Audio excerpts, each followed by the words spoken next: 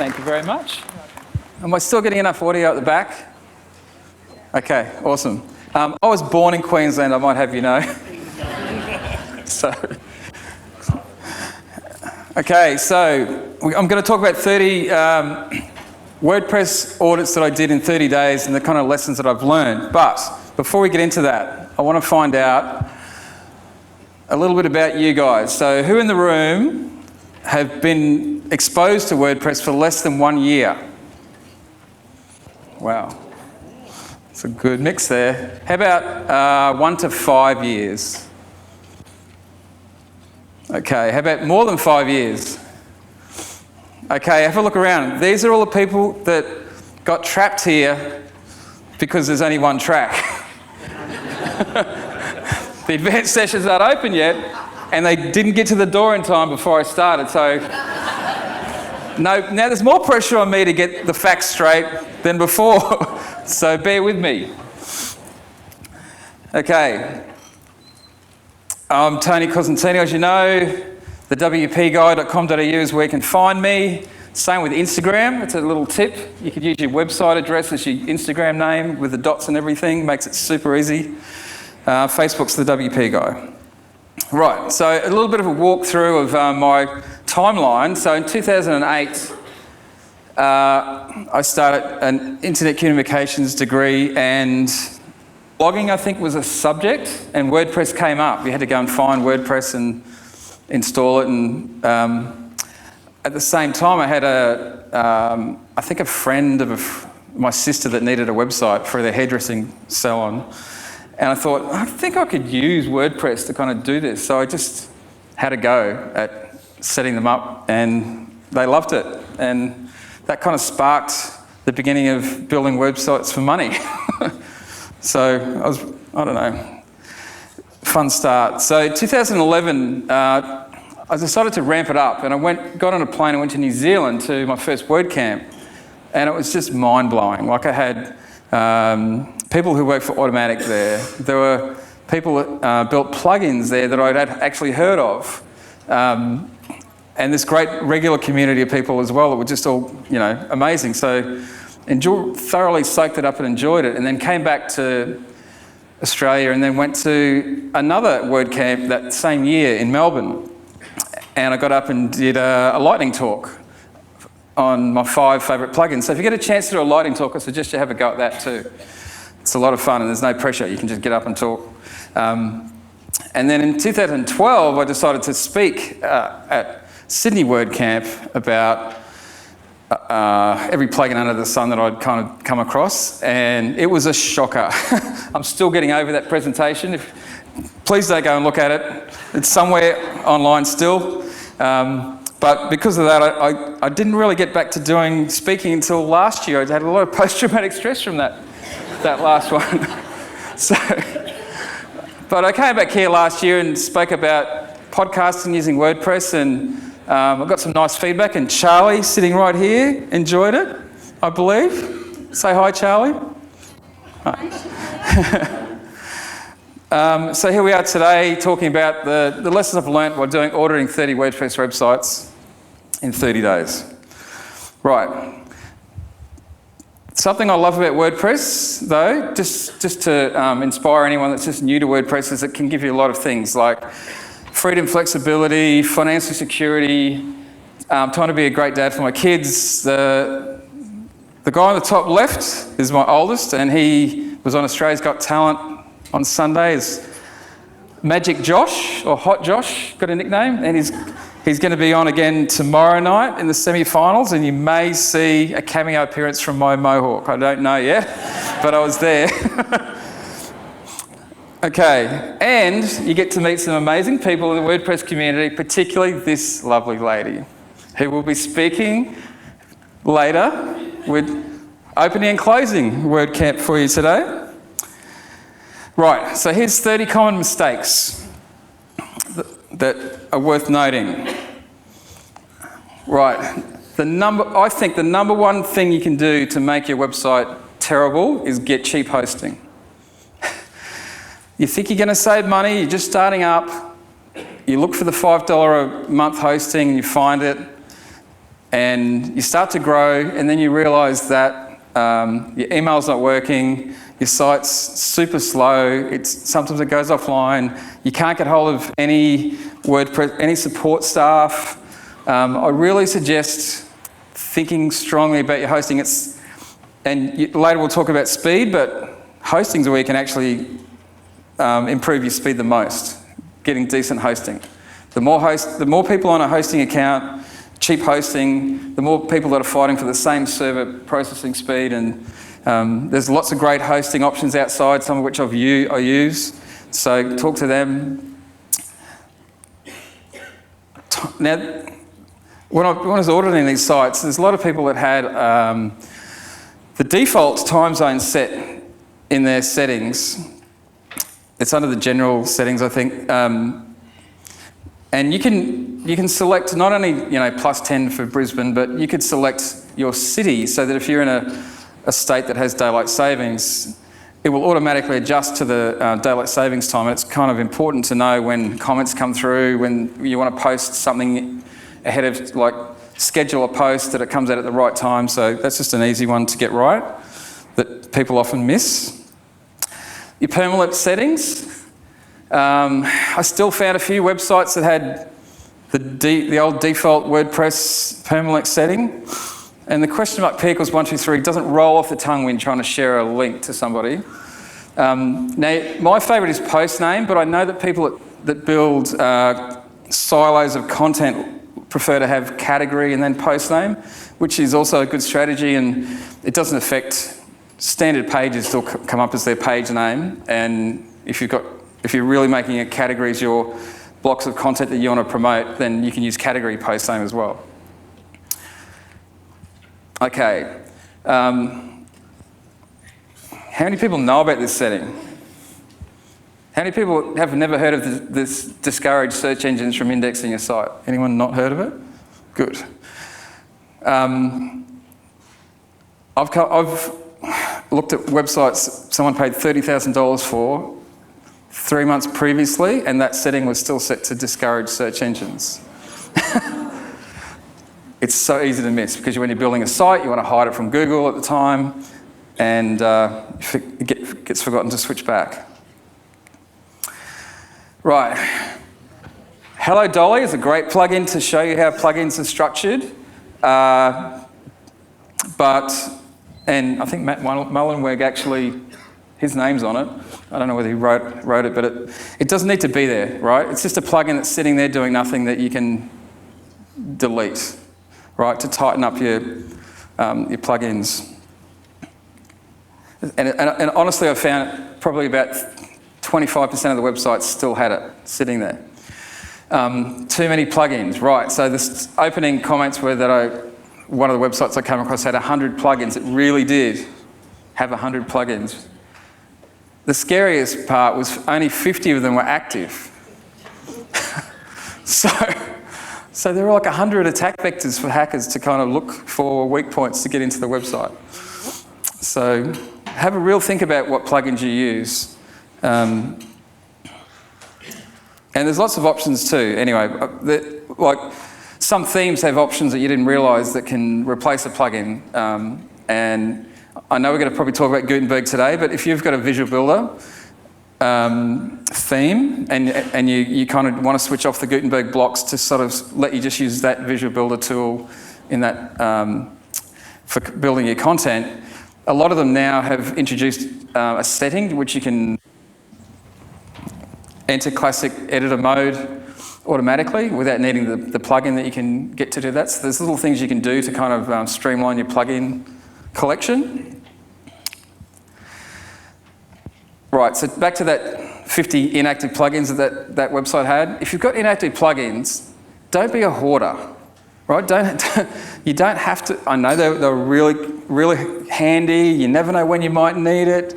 But if they're in the plugin directory, you can install it. You can search for it, install it down the track when you need it. Don't just have it sitting there just in case on a rainy day you might want it.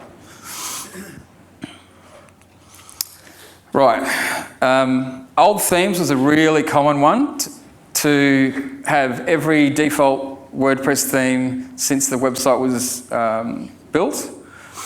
You don't need to have every version of WordPress, the WordPress theme sitting in there, or themes that you've tried and decided that you're going with a particular one. Have one theme as a fallback, so you can deactivate your main theme if you have real issues to try and fault find. So 2019, I'd suggest having that because it's the most current, less chance of having bugs and issues and things. So don't have a theme graveyard in your website. Child themes. How many people don't have a child theme on their website? It's not too bad. I know that the case now is that you can use custom CSS and you don't need to have a child theme, but one day you might want to add some functions to the website, and there's also plugins for that, but it's kind of cleaner to have a child theme, to add custom CSS to add functions. And there's a couple of plugins that are really good to do that. There's Child Theme Wizard, which you can use to create a child theme. My favourite is the Child Theme Configurator at the moment, because it will analyse the theme that you want to make a child theme from, and it will tell you whether it's compatible with making a child theme, and it will also copy your things like your menu and footer settings across to the child theme, so you don't have to go and reallocate the main menu, stuff like that. Worth thinking about. Right, so I couldn't believe it. These websites were serious websites that I looked at that were for commercial use, and they were definitely a revenue generator. And a lot didn't have backup running. They either had no backup plugin installed whatsoever, or they had it installed and they had one backup for when the website was built and nothing since. You need to do regular backups, preferably on a weekly basis, but it really depends. If you don't move your content around, don't change your content. It depends when you do updates and when you do content updates and plugin updates and things like that. So have a regular update schedule, and there's plenty of options out there. My favourite at the moment is WP Updraft Plus. It's a free plugin on the WordPress.org repository. It allows scheduling, it allows off-site backups, so you can send copies of the backup to Amazon S3, which is my favourite off-site storage option. There's a little bit of pain initially to set that up, but it's worth it. It's very economical. You can use Dropbox. I think Dropbox has funny things happen once you get over a certain size though, so I've found Amazon S3 the most reliable. Right, no security. Now, I know people who start out think, why would anyone care about my website? It's just starting up, it's nothing, well, there's no reason to come and hack my site. But I've had sites that were quite new and they were hacked, and a South African bank was set up in place of them, because a soft site is easy to use by hackers to use for other things, phishing, things like that. So if you make your site slightly harder to access than the next WordPress site, then they'll just move on to the softer targets and you'll avoid the trouble. So WordFence is a popular plugin for that. I really like WP All-in-One Security, I think it's called. It's kind of lighter, a bit lighter, but still quite effective. Right, so caching. If you're a programmer and you can custom make all the code for your theme from the ground up, you probably have a very slick, fast site. You probably don't even think about caching, but these days we're using lots of tools, themes with visual editors, and lots of these 50 plugins.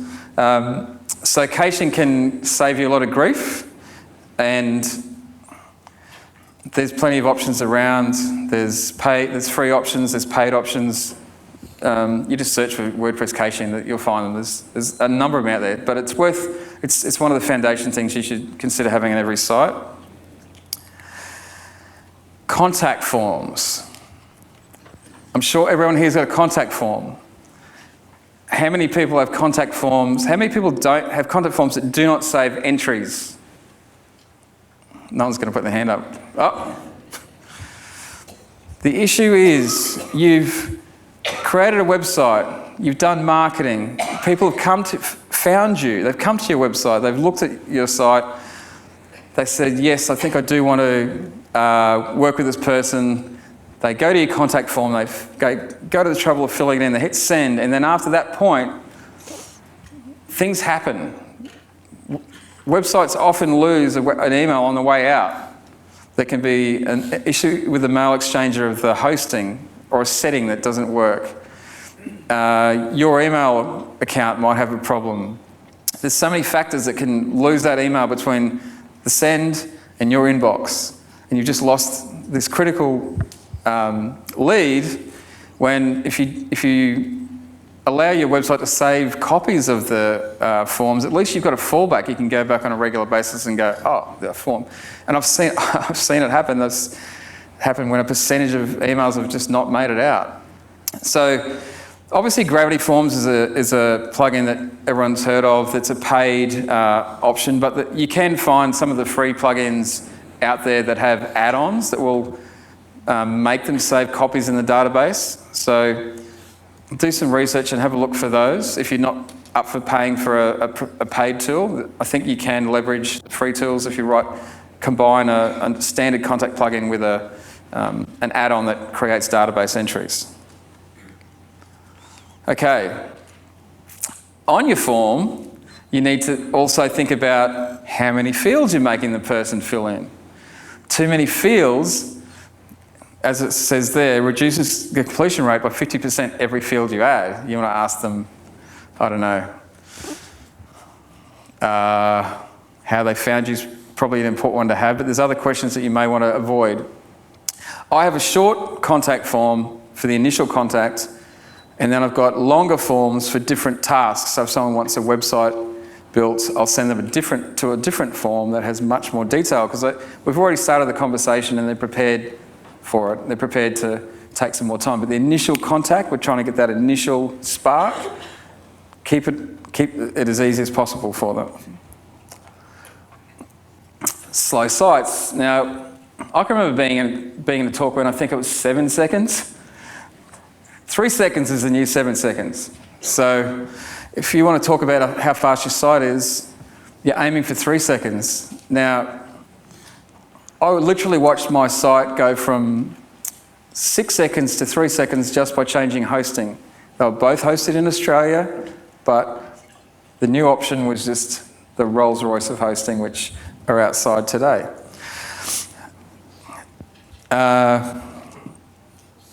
Okay. Images. Now this is again talking about the speed situation. It was very common when I was looking at these sites to find 1,000 pixel images sitting in 250 pixel boxes around the page, right? So think about that. Try and work out with Google Chrome. You can right-click and get image sizes off the page and just see what size the images are being rendered, and then create an image that size, and that's step one. Then the file size of those images is still normally bigger than it should be. Oh, by the way, the 3 second rule on the previous slide, pingdom.com is where you can benchmark how fast your website is. That's a good place to do speed checks. So back to the images. So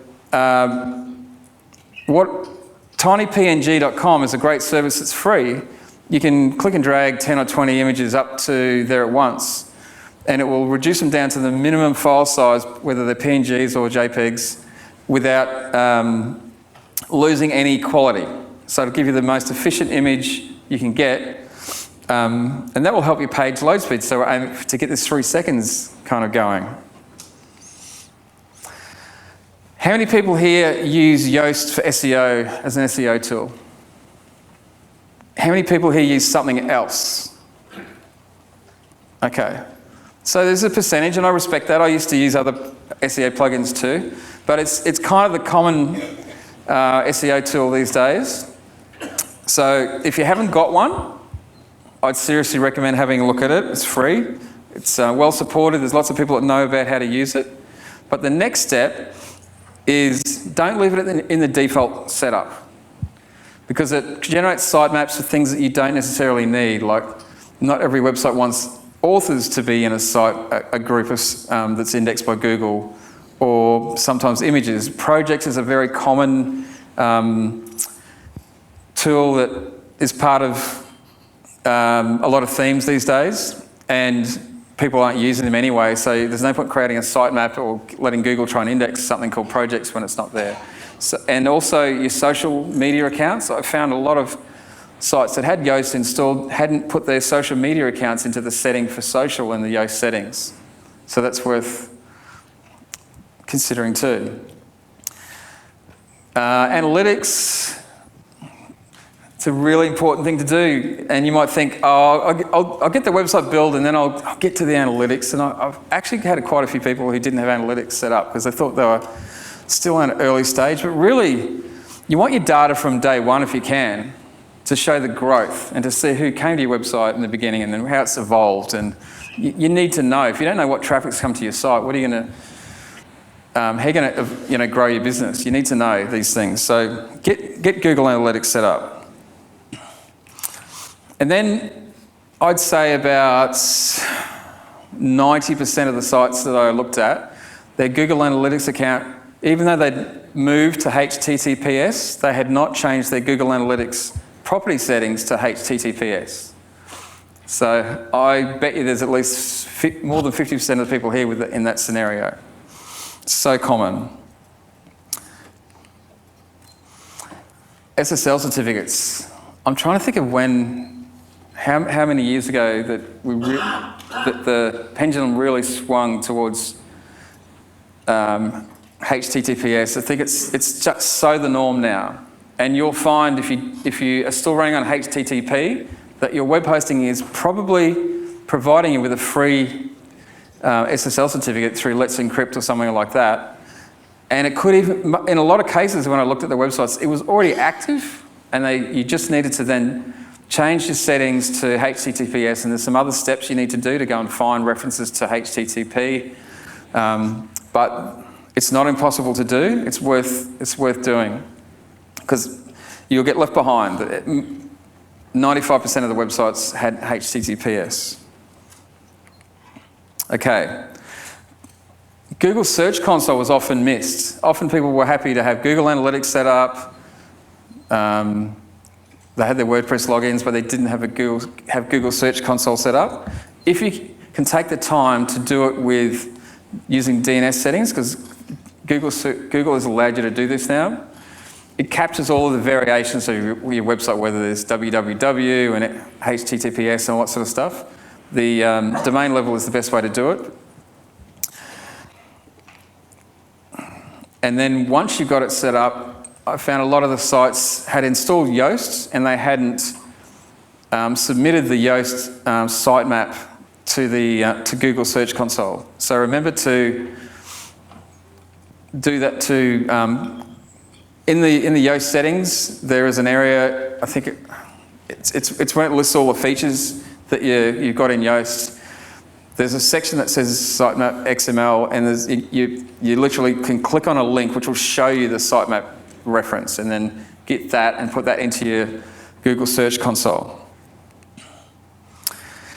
Make sure that your admin email address is the one that you want to get regular updates from Google Search Console. I think usually it's turned on to send you updates, but check that it is turned on, and check that you've got the right email address connected, because a lot of you will use a Gmail address to set up Google Search Console because it's quick and easy, but now you can connect your regular business email address to Google, and then add that as an email account as well, so that it's in your main inbox, so you don't miss it, because you don't always check your Gmail as much as your commercial, your business email. Right. H1s, we're getting onto the content area now. H1s commonly were used to make statements down the page, because they like the fact that the H1s were nice and big and bold. But from a content perspective, it's kind of confusing. You don't write an essay and say, my essay's about this, and then halfway down you put another heading of the same magnitude as the first one about really a subheading. So think about that. Apparently it's not as, John Mueller says that it's not as important to your Google juice as it used to be, but it's still good practice. Use CSS to adjust your H2 settings to be larger if you want to use prominent headings. And I found that commonly. And some themes actually, for some bizarre reason, their comment heading was H1 by default. So you've got to look at your theme, and sometimes there's issues with that, which you would then use the child theme that I mentioned to fix. You can sort out issues like that with your child theme. How many people's phone numbers are click to call? How many people's phone numbers are not click to call on their website? Right. So we've entered the mobile first era. It's so common now. It's painful to try and click on that number, select the exact amount of text, go into your phone app and paste it in, and when you really just want to push that number and go to your phone calling section. And all you have to do is put TEL : and then the number. Just like you do with an a normal link, except instead of HTTPS, you put TEL. If you want to have spaces in the way that the number's displayed on the phone, put dashes in between. If you put an actual space in those numbers, I think you'll have an issue. Or put the whole number in as one continuous number. It was so common on the websites that I looked at.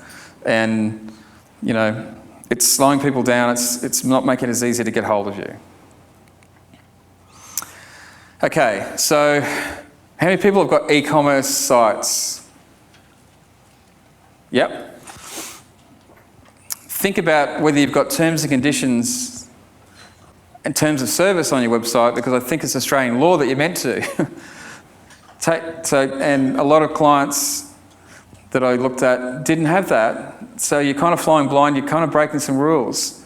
There's plenty of services out there to help you do that. WordPress has got some templates to help you do your privacy settings. So think about that from a commercial perspective. Basic architecture. Now, I guess it's kind of, everyone's got an opinion about this, but don't get creative with your navigation. It's meant to be boring. It's meant to be easy to get to. It's meant to get people to where they need to go. Don't say, ask us about or something instead of contact. Just get to it. Cart. What's wrong with cart? What do we need bag now? I think it's other software's probably using it. We're trying to copy them. Let's stick to our guns. We started with cart. 10-second rule. In 10 seconds, if I looked at any of your websites, would I know who you were, what you do, who you do it for, and why you're better than anyone else at it? Do you think you could communicate that in 10 seconds, or would you have to read for 3 minutes to find out that you're, I don't know, a great architect? So think about your messaging. Make it punchy. Make it happen in the 10 seconds. How many people here do not have a Google My Business set up? You've all got Google My Business. So if I went and searched for your website right now, can I get your website up on the screen? No, I won't do it to you. You're missing an opportunity. It's a land grab right now. Hurry up and do it. People want to search for you in your locality. You're going to come up first if you've got a Google My Business page. It's like 15 minutes of your life. Do it. It's so worth doing. That's 30. Now, I want to say this. At these conferences, by tomorrow, the people sitting here will be really chilled, relaxed. You would have got to know other people around the community. Can we have the 5+ WordPress people stand up for me, please? More than 5 years? These are the WordPress veterans, right? And normally at a conference, you are scared of them. And in other conferences, they're standoffish, hard to talk to, clicky, blah, blah, blah. These people are the opposite of that, right? They're friendly, they want to help you, they've got lots of knowledge they've built up over the years. Talk to them early. Talk to them early. Don't wait till tonight for drinks. Talk to them today and start building a friendship early. That's what I want to say. Questions, anyone? Good, we're going to keep on time. If you want to find me, here I am, thewpguy.com.au. Okay, we can have about 2 questions, because I'm conscious of the timing. Yep. If you've got a question, we'd ideally like you to come down to the mic rather than having someone come and run to the mic. Okay. Come on down to the mic. I'll run it up to them. We had some runners. Oh, actually, that'll fix stuff up the live stream, sorry. Yeah, really conscious of it. You recommend Updraft Plus for backups? Yeah. I use Updraft Plus and I back up on a weekly basis to Amazon S3. Yeah. The problem I have with it, it also stores the backup on the website itself. How can I avoid that? It doesn't have that setting, does it, to delete after sending? No, you've just got to do housekeeping. No. You can do it after about 5. So, after you store for this many. You can tell it how many backups to keep on your in general on the settings page. I usually do it about 10, just in case. Yeah. And but then again, I've had 400 backups stored there at times. I think there's a setting that you can set how many copies it keeps in general. I can't work out where to put it, where to set it. It's at the very top when you go to settings. It says do weekly, monthly, daily, whatever. Yeah. And right next to that it says how many. Yeah, and I set that, but it still stores. But it still 400. stores them. Still stores it. And then when I delete it from the website, it also deletes it from S3. Yeah, I don't know the answer to that. Yeah. They're really good. Okay. So send them a help ticket. Do you know something about that?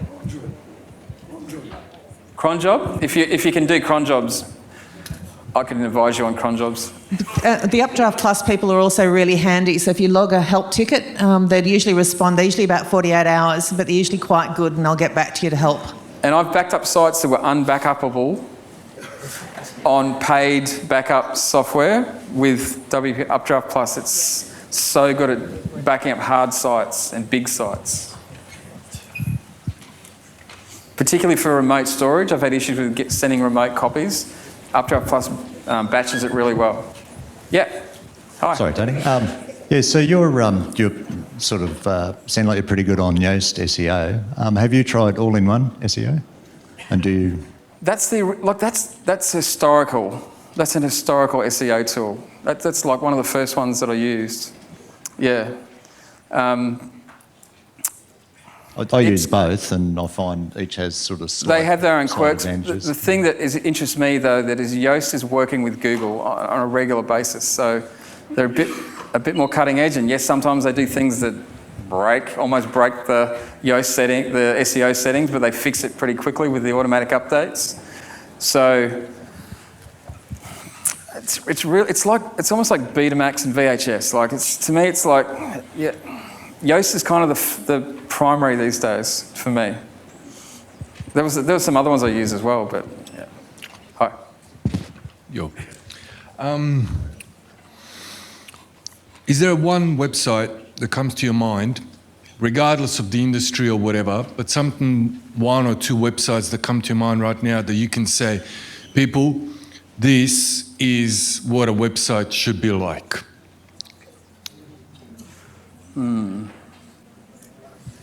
Who would that be? Besides yours, Tony's got a good website if you haven't seen it yet. All-in-one recipe for success. All-in-one SEO recipe for success is one. Elegant Themes is the other. elegantthemes.com. Hello. I'm wondering, is there any optimal number of plugins that you would like to limit yourself in terms of installation? No, because they're all different. Some are bulky and use a lot of resources, and some are lean and it doesn't matter. You could have 50 lean plugins that are really well coded. Wouldn't matter. But you could have 5 heavy, sluggish plugins that create problems. So, no, it just comes down to how good the plugin is. Look at how many downloads there are. Look at how regularly it's updated. Look at who's supporting that plugin, whether it's a lone developer who's at uni that's going to get bored in a couple of years, or whether it's got a company behind it that are going to fund regular updates, that are prepared to kind of keep check on the latest versions of WordPress to keep it current. So it's really about the pedigree of the plugin, not the quantity. Yeah. And definitely not 100. Well, I'm conscious of the time, so I know that Tony's going to be around in the tea breaks and the lunches and things, so he's definitely somebody that you can have a yarn to, ask questions of, get onto his website and his Insta and chase him down and ask questions. And I still do those health checks for not only clients, but for developers. So if you want a sanity check of what you've done before you sort of send it on your way, I do that service for developers too. Yeah, and I've noticed that you can actually buy one of his health checks from his actual website. You can click and purchase, so it's very handy to have a second set of eyes. So I'd like you to join me in thanking Tony for sharing a whole lot of wisdom. Thank you.